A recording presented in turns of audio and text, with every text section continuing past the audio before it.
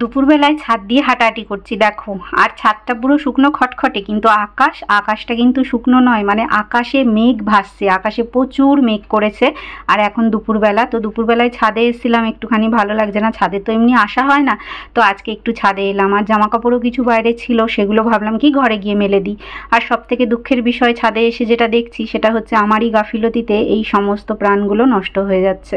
তো হ্যাঁ বন্ধুরা, এই গাছগুলো না আমি একদম যত্ন করতে পারছি না। ফুলও ফুটেছে দেখো দুটো, আর এখানে দেখো একটা জবা গাছ আছে, তারপরে এখানে একটা লক্ষ্মী জবা গাছ আছে, তারপরে হচ্ছে এখানে একটা কাঠটগর গাছ আছে। এগুলো আমি নার্সারি থেকে নিয়ে এসেছিলাম, কিন্তু দুঃখের বিষয় যে এগুলোকেও আমি এখনও টবেতে কোনো রকমভাবে করতে পারিনি। তো এগুলোও শুকিয়ে যাচ্ছে, কি আর করব বলো, সময়ও হচ্ছে না, আর শরীরের দিক থেকেও মানে সুস্থ নই, যার জন্য এরকম সমস্যা হচ্ছে। একটু এসে বসলাম, কিন্তু পিঁপড়ে আর মাছিতে দেখো আমাকে ছেকে ধরছে, সেই জন্য কি আর করা যাবে, কিছু করার নেই, নিচেই চলে যেতে হবে। তো নিচে চলে এলাম, এসে জামা কাপড়গুলোও দেখো মেলে দিয়েছি। জামা কাপড়গুলো ঘরেই থাক বাবা, বৃষ্টি চলে এলে আবার নালে পুরোটাই ভিজে যাবে। আর এখানে দেখো গ্যাস ট্যাস সব মুছে তো আমার পরিষ্কার করা হয়েই গেছে, আর বাইরেটা পুরো মনে হচ্ছে বিকেল, মনে হচ্ছে এখন দুপুরবেলা, মনে হচ্ছে বিকেলবেলা।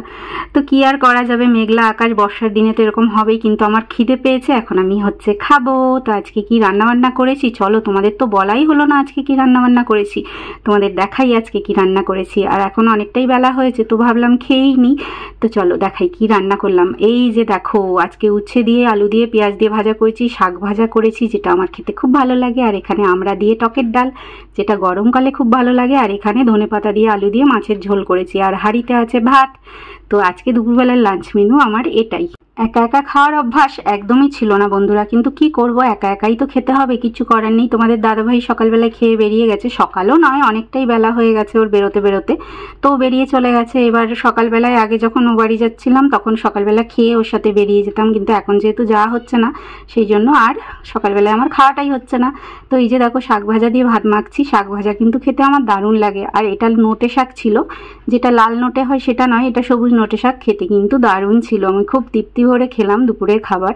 আর এই যে দেখো এখন আমি বাসনটা মাজতে চলে এসেছি, আর বাইরেতেই আমাকে বাসনটা মাজতে হয়। তো এখানে বাসনটা মাজবো, মেজে যাব ঘরে, আর ঘরে গিয়ে একটুখানি শোবো, কারণ দুপুরবেলায় না মানে ভাত খাওয়ার পরে ওই যে ভাত ঘুমটা যে হয় সেটা না দিলে কিন্তু শরীর ঠান্ডা হয় না বা শরীর স্বস্তি পায় না। তো কি আর করা যাবে, খেয়ে দিয়ে তো শুতেই হবে, সময়টা তো কাটাতে হবে, না সময় কাটালে হবে না। আর খেয়ে দিয়েই একটু শুলে হবে না, খেয়ে দিয়ে একটু হাঁটাহাঁটি করতে হবে, তারপরে শুতে হবে। আর দুপুরবেলায় খেয়ে দিয়েই শুয়ে পড়লে না শরীরটা এত ভারী হয়ে যায় যে কি বলবো। তো চলো থালাটা ধুয়ে নিই, ধুয়ে তারপরে যাই।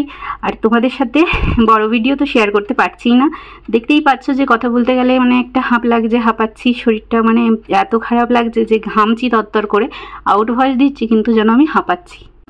রোজ রাত্রিবেলায় মনস্থির করেই শুই যে না সকালবেলায় উঠে আমি ব্লগটা শুরু করব আর সুন্দর করে একটা ব্লগ বানাবো, কিন্তু কিছু মানে হয়ে ওঠে না আমার, সেই ভাবনাটাই রয়ে যায়, কারণ সেই সকাল হওয়ার পরে আমি আর ক্যামেরা অন করতে ভুলে যাই, না হলে লেজি হয়ে যাই, আর হয় না।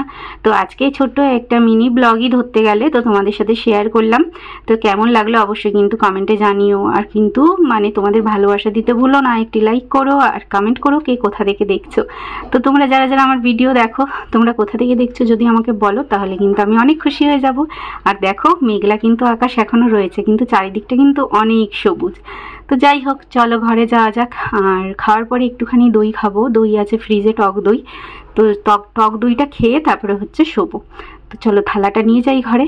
তো তোমরা কেমন আছো সেটা তো জানাতে হবে, তোমরা ভালো আছো তো?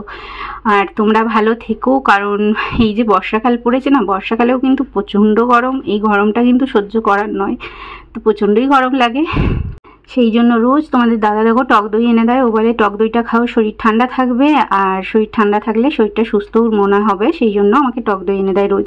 আর এই যে দেখছো টেবিল ফ্যানটা, এই ফ্যানটা হচ্ছে চার্জারের ফ্যান, আমাদের ওপরের ফ্যানের বোধহয় ওই যে একটা কি কন্ডেন্সার নাকি থাকে না, সেটা খারাপ হয়ে গেছে, সেটা পাল্টে দিয়ে যাবে, আর সেই জন্য উপরের ফ্যানে হাওয়াটা একদম জোর নেই, যার জন্য টেবিল ফ্যানটা চালিয়ে আমি বসেছি আর বসে বসে দই খাচ্ছি। তো কেমন লাগলে তোমাদের মিনি ব্লগ অবশ্যই জানিও, আর সবাই ভালো থেকো, সুস্থ থেকো, আবার ছোট্ট একটা নতুন ভিডিওতে তোমাদের সাথে দেখা হবে।